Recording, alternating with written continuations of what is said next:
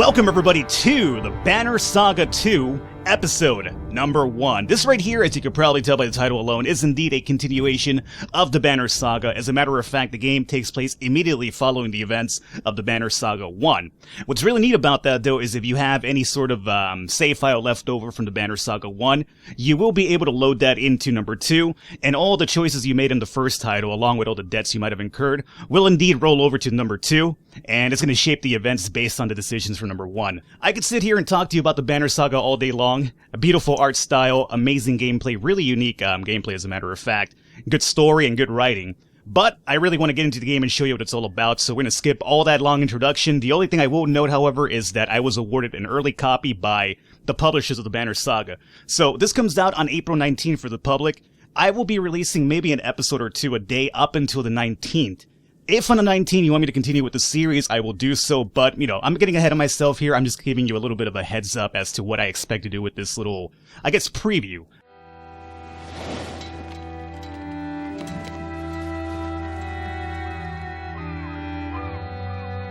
Tíminn líður áfram, eins og straumþung á sem fleytir okkur áfram. Time continues washing over us, moment after moment. Like waves on a coast. Some more fierce, more violent than others. So few of my kind, the giant war, remain alive. Even so, I find myself wondering if humans, while able to bear children, suffer more for the loss of loved ones. Several weeks have passed since we slew the Sunder known as Bellower, but the chaos of the world did not wither as we hoped.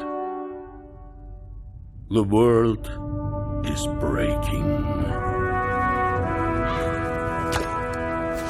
We sail aboard hastily crafted ships for the safety of Arberain, the human capital.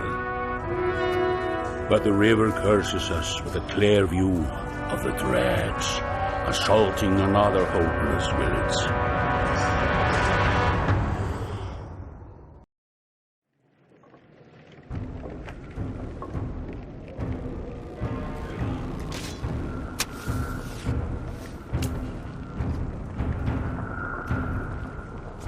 Move away from those glowing rocks. This one's mine.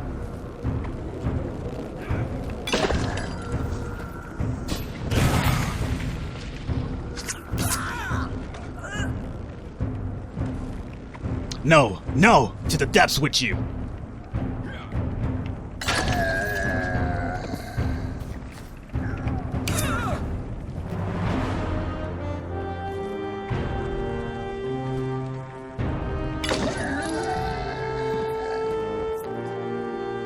Keep killing them!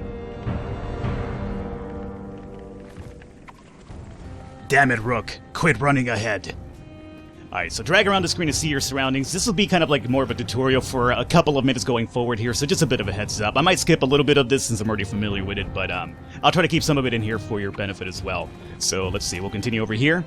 These portraits show the order of initiative. Alright, so right now we are going to have to move around with apparently Ivor, one or the other. As I mentioned, don't get on me for pronunciation. I gave you a warning ahead of time. It's going to be pretty bad, I assure you. Some heroes fill more tiles than others. The giant Vikings will only take up 4 spots as opposed to the 1 spot by humans as well. Which is, sometimes beneficial, but sometimes as well a bit more difficult to kind of handle. So now we have to move forward up here, so we'll use Ivor to move himself back up here. Let's see, and then we can just target this enemy right now. So I'll target him. And let's see, this is going to be kind of important, so I'll read this out. You can choose to either attack the enemy's strength or break his armor. The numbers beneath each icon, the 2 and an 8, show the damage you will do to that stat. There's a really interesting function in Banner Saga when it comes to actual damage, but I'm pretty sure the game will take care of it, so I won't explain it to you, but the game will. Strength counts as both health and damage. A loss of 8 strength means the character will now do 8 less damage. If strength falls to 0, the character falls in battle.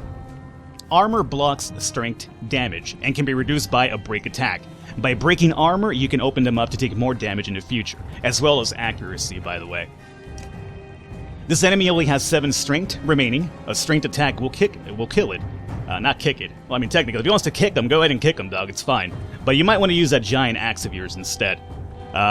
Click the red icon to attack on his strength. Right, so he's got 7, we could do 8 damage. Now, if he had, like, say 9, and you only see an 8, you would bring him down to, like, 1 strength, I guess, not damage, but his strength pull, I guess.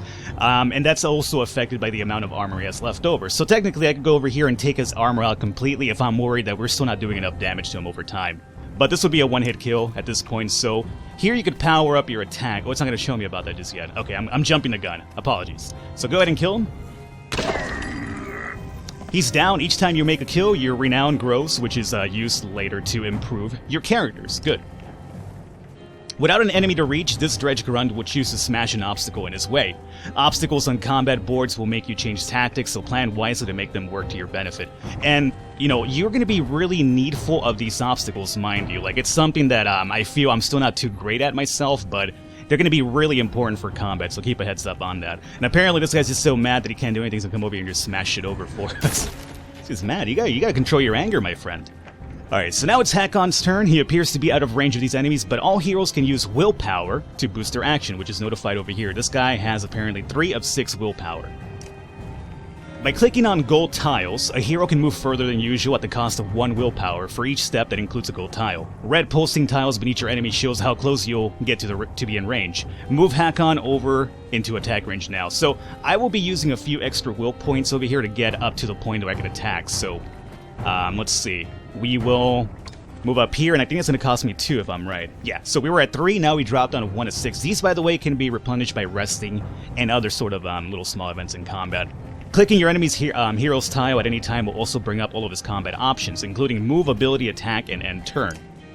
Standard attacks don't only affect a single enemy, but Hakon has a special ability that gives him a unique advantage. Click Hakon's purple ability to access his ability now. Alrighty, the ability description appears in the tooltips below. Hakon's Sundering Impact allows him to hit so hard that multiple adjacent tiles also take damage on every hit. So he's got 2 people over here in front of him, so if I hit one of them, we'll probably smash this over here, as well as 2 of these bad boys on this side. So, let's go ahead and select any enemy's tile with Sundering Attack over here. You got it. So, I guess we'll probably go after this bad boy. Yeah, let's go after him. I think we might bring down the barricade as well. So we'll confirm our hit over here, and that should be kill on him. We hurt this guy a little bit, and we didn't bring this down completely, but we did some damage to it. Oh, actually, no. That's only adjacent tiles. My bad. So that's not the diagonal ones. There's a few attacks that do affect diagonal hits, but that's not one of them right there. A powerful strike. When there is only 1 enemy left, heroes enter pillage mode. During pillage, each hero moves in order, and there are no guaranteed turns. Check the initiative to see how the order has changed. So now, instead of having like one after another, we basically have a slew of non-stop attacks. And mind you, the pillage mode also works against your favor too. So if enemies bring you guys to only 1 person left in your party, they'll also enter a pillage mode, and that's going to be more difficult for you to survive as well. If a character does not move on his turn, he can rest to regain 1 willpower. Aelio will rest his turn, so apparently they're doing it for me. Let's see. It looks like the Dredge is in some trouble. Rook won't be able to finish the job with a normal attack, but willpower can be used to boost his damage. So not only can you use willpower to get extra steps, you could also use it for extra damage as well. So if, let's see, this guy's at how much HP? 3? If we go into attack, you'll notice that we can only do 2 damage to this guy right now. But if we click on him, you can see 2 damage right here, right? He's got 3. If we click on this, and then we use some of our willpower, we could bring this up to a 3, which is enough for the kill. So we'll use 1 extra willpower from Rook, confirm that, and that should be the kill on this guy right here. Alrighty. Not finished. And remember, we have the overarching story from the first game over, where Rook is, a father in quite a bit of distress over here, as you can probably imagine. So he's not thinking straight too much, and quite honestly, he wants nothing to do with the caravan anymore. He doesn't feel like he's a leader. So, unfortunately, running off into Drutch territory doesn't seem like the best idea. But this guy's going at it. Look at that shit. Brought that huge guy down. Alrighty. Rook against the entire squad of these guys. It's not going to go too well for us. This is kind of like something you have to lose. So, let's just go over here and let's see. We do have a bow. I'm going to hit this guy over here, why not? You seem like a really good camper. Let's go after the armor if we can, though. So he's got 12. If I want to do some more damage over time, as you can see, we'd only do 1. And we also have an 80% chance to actually land this hit because he can deflect it because his armor is really high. But let's go ahead and do this. Doesn't really matter. We're destined to lose this fight anyway. Alrighty, so 9 damage straight up. This guy just ignored my armor. Doesn't even care about that.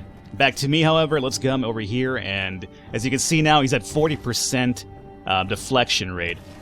That's way too low for us, and that's also based on our willpower as well, and our overall energy. And because we have this guy in our grill as well as an archer. So I guess we'll just, use that again. Why not? And that'll be it. This guy will end our life here. We're not dead technically, but he'll knock us out. We'll talk more about falling in combat, by the way. It's not necessarily game over. You don't lose characters straight up, but there is a mechanic for it. A final blow directed at your head is deflected, and giant horns slam into the dredge surrounding you. Ivor pulls you to your feet and away from combat as the other fighters from your caravan rush in to finish the enemy. Ivor moves you past a crowd of worried villagers, ensuring you can stand on your own. I don't know what you were. He stops speaking as the village chieftain approaches. A Varro leader saving a human village from those things. Legends are made of much less. No Varro leader, just Ivor. Those things were dredge, like these stories you probably heard as a kid. And it was Rook here who ordered us to stop. Forgive me, maybe it's this never-setting sun or dredge or the death of so many of my clansmen. I'm not myself. The man's eyes appraise you and he quickly nods. I'm Alio, the Skald. Were you trying to drive the dredge all the way back north by yourself? Now we have options. A lot of these options, again, will indeed have an overall effect, not only the morale of your caravan, but also, other decisions in the game. Let's see. So I could remain silent. I wouldn't stop there, and we should get ready to leave. Honestly, I'm, out for revenge right now after my daughter, so I wouldn't stop there. Elia looks into your eyes for a moment before recoiling. Something terrible must have happened to have such hatred for them. A topic for another time, Skald. Maybe. Of course. Mind if I ask of news from Borsgard? We heard rumor the Sunder Belauer was laying waste to the town. More than a rumor, but he's been dealt with. By your clan? Your Sunder Slayers? The term makes Ivor wince and ends Alio's excitement. But what about the deep shaking in the ground? Only yesterday we felt a rumble like none before. And that's going to be the giant serpent that we haven't really talked about, but that's also from Banner Saga 1. So let's go ahead with the second one here. Could be the giant serpent. The serpent in the sun? Radomir? I'm no holy man, but joking about dead gods feels wrong. About as opposite as Radomir as it gets. This one's determined to swallow us all. The Skald looks skeptical.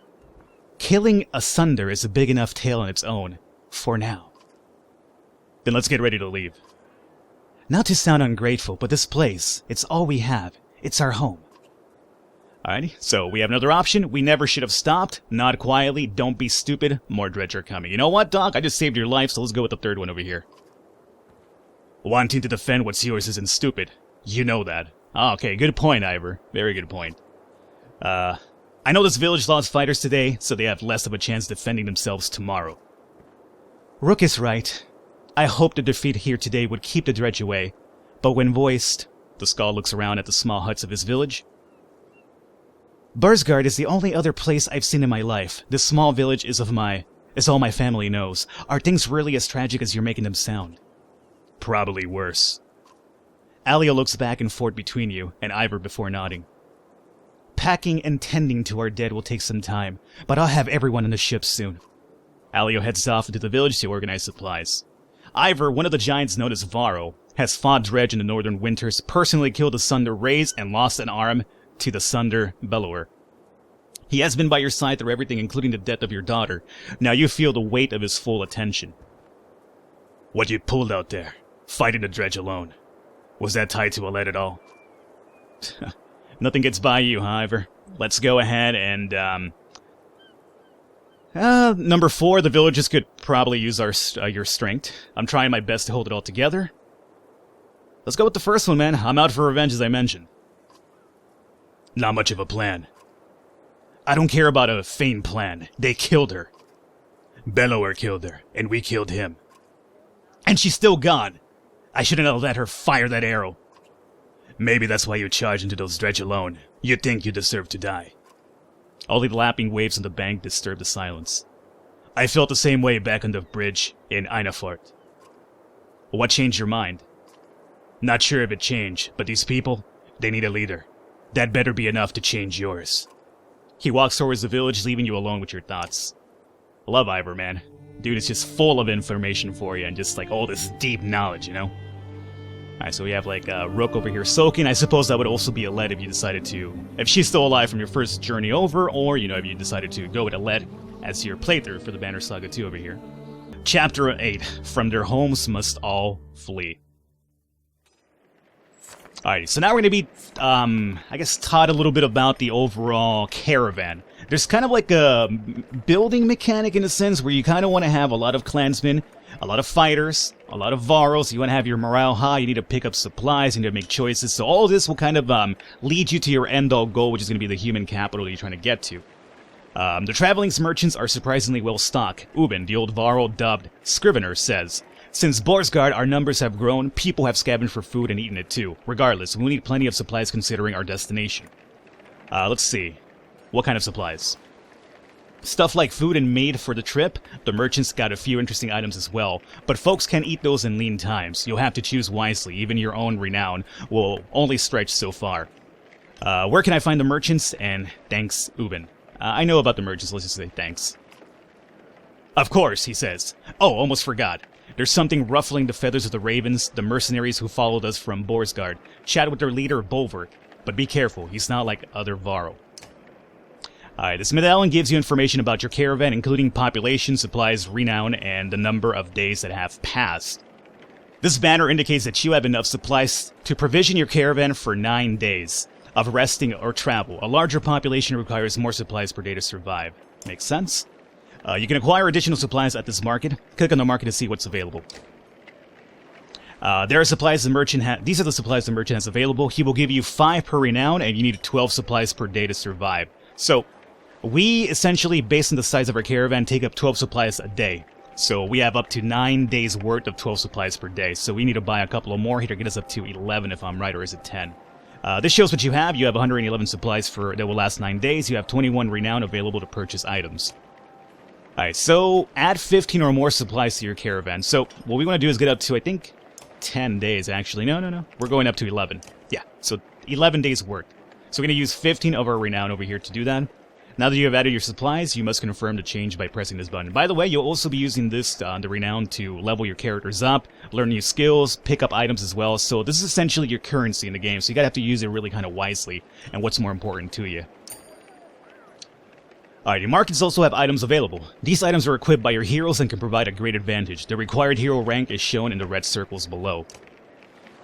Alright, cool. So, for instance, is this random? You know what, this is random, because last time when I was testing this off camera, I didn't see these items over here. At least I didn't see the gold brittle. Yeah, or this one. So these will be random each market time, even with the tutorial. That's actually pretty neat. Okay, cool. So, for instance, right now these cost 6, 6, 6, 6, and 20 individually, right? This right here, the circle, will tell you the level that your character has to be in order to equip that item. For the most part, everybody could equip any item out there, but you have to make sure that they match the item or the level requirement that the item has itself before you can equip somebody with a level 10 item, for instance. So right now we have 18 left over. We cannot afford the gold brittle, obviously. We could pick up the Tortoise Band, which will give us a +2 armor every time we rest, so this will be willpower being rested by just natural causes. And we'll also get 2 armor on rest, which isn't really too bad, especially for your shield classes. We have the Studded Pommel, knockback on strength attacks of 5. That's a pretty good thing. We have Jarl's Seal, 1 willpower per turn. Aha, that's not too bad as well. Especially if you spam willpower a lot, which I kind of do. And +1 move. I love moving farther, and also a 10 dodge. Ooh, you know what? This isn't really too bad, the Horsker. It'll cost me 6, we have 18. You know what? Let's pick this one up. We'll get +1 move, and we'll also dodge a bit more strength attacks as well. Let me pick that one up. I'm not entirely sure if I should be wasting all this renown early on, but whatever, man. I'll at least pick that one up. We'll leave 12 just for leveling purposes, hopefully, and that's about it. So, I'll just pick one item up. Let's get underway over here. So, now that we've done that, we have a few interactions over here as well. This is the one that the story told me about, and then we have this one. So let's take care of the important one first here. And we'll probably start wrapping up this episode pretty soon, and then jump into the second episode and continue this going forward. The Varro mercenary leader Bolverk and a rather large female fighter are talking to Juno, a member of the spell-weaving Mender's Council, which are essentially quote-unquote mages, healers, the Menders are anyway. Bolverk looks annoyed, nothing unusual. There is no haggling on this. You already accepted the offer in Borsgard. Get this one to do it. Get me to do what? If Juno is surprised by your presence, it doesn't show. She continues to stare straight at the Varro. Rook is seeing to the survival of this caravan, something I doubt you care to do. He won't be seeing to anything much longer if he keeps fighting like he did earlier. Let's see. Say nothing, but I'm still here now, and again, what other task are you talking about? I still want to know what they're talking about, so let's go with that one. The determination will see those people safely to Ehrenberg, but with respect, our discussion stays between us for now. Her look at Bolverk says she expects him to keep it private. Avon needs my help with healing the wounded, but we should leave soon. See Hakon at the dock when you're ready. Juno leaves without another word. Fein Valka, one of these days, Claw and Fang will get thirsty for Spellweaver blood. Claw and Fang? His axes. The large axe heads are polished, the blade sharp, and the cheek scarred from plenty of use. But it's the gray handles that stand out. They're unlike anything you've seen before. How long are you going to let Juno tell you what to do? You avoid his goading. I'll lead a Arberang. Then it's King Mainov's job. But he's got the answer to any of this. He'd royally piss himself if he ever saw the dredge. The pig-tailed fighter laughs. Have we met? I'm Folke, Alshield's maiden in charge of keeping the ravens alive. Bolver gives her a stern look, but she doesn't back down. I already know who you are, chieftain. Let's see. Do you have a better idea than Arberang? Let's go with that one. Yeah, make a new plan. You think some walls and a king are going to save you? Bolverk snorts and turns his attention to a large sealed card behind him. His bear cloak back indicates the conversation is over. Alrighty, cool. So, that's kind of a longer... Yeah, it's a longer scene. We're gonna wrap up the episode here, guys. We'll come back next episode. We'll do this last scene over here, and we'll continue with our journey going forward and get into some combat as well. And also get the caravan moving as well. So, hopefully you guys enjoyed. Leave a thumbs up. Leave a like. The support does mean a lot, especially for the start of a new series. As I mentioned earlier, if you want me to continue with the series after the release date on the 19th, do let me know, and we will find a way to fit into the schedule. But for now, just think of this as an extended preview up to a release date itself. Stick around for next episode. It should be coming up really soon after this episode, maybe in an hour or two, honestly. I'm recording ahead of time, so I will catch you next time.